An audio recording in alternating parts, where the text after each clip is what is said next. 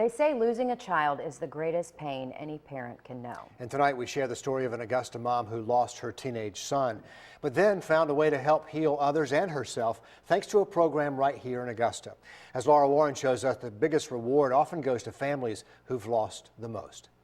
Marquez Eubanks was a former star football player at Laney, a popular student with an academic scholarship, home from college for the summer. And then went to the party, and this guy came in, was in the party, and he started shooting. Marquez got in the path of a stray bullet, never intended for him. We were praying out in the waiting room. He had so many friends there, so many people that loved him. They was all outside, all in the waiting room. It was just very packed. I mean, it's just so many people. But bullets do not care how many people you love. And Marquez's short time here on Earth came to an abrupt end. His mom says he was a selfless person, so when she was asked at the hospital if she wanted to donate his tissue to help other people, she knew what Marquez would have wanted. I knew that that's something that he would do because he used to give his clothes to the homeless people. So I knew that he would want to do something like that. That's where Carl Eubanks comes in. He's in charge of GRU's donor program. He says it's families like the Eubanks that keep him going. They just lost their son, they just lost their daughter, their husband or their wife, and they sit down and say, Carl, let me help somebody else.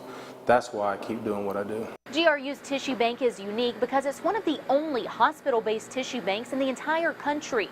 And everything that's donated here at GRU goes to help people right here in our community. Yeah. Years ago, I worked in surgery, worked in the trauma unit, and I saw a lot of people coming in with cancer and a lot of people coming in with injuries, and we would automatically just amputate. But now with advances in modern medicine, Carl says bone collected from tissue donors is saving lives and limbs. We'll actually take the cancer out of their body, either leg or arm where it's at, and then we'll place a piece of bone back in from a donor, place some rods and plates on there, and then that kid gets up and goes home in about 3 or 4 days, whereas before we'll send them home with a prosthetic. Skin can be used to help heal wounds on burn patients. Eye donations can help people see again. Veins can help correct heart problems, and tendons can help athletes get back in the game. Normally the career is over, or you can't go back and play basketball because you tore your knee. Now we give them a tendon from a donor and they go back and play, within the next year they're back on the court. All of this tissue is stored on site at GRU. Some items like bone are cut down into smaller pieces, vacuum sealed and stored on the shelf. Some donations, like this Achilles tendon, frozen, and other life-saving donations preserved in a way that can keep them safe for up to a decade. For the heart valves that we have for the babies here, they go into liquid nitrogen freezer and they stay in there for 10 years.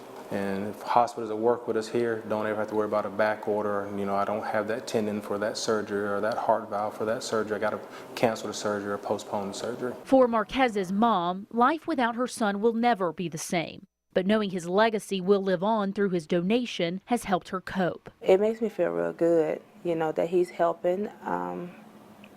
I call the tissue donor program sometime and ask them how's it going, and is Marquez still helping people? And the answer is yes, he is. Marquez's donation has already helped 73 people, and that number is still growing. He was a helping, giving person while he was here.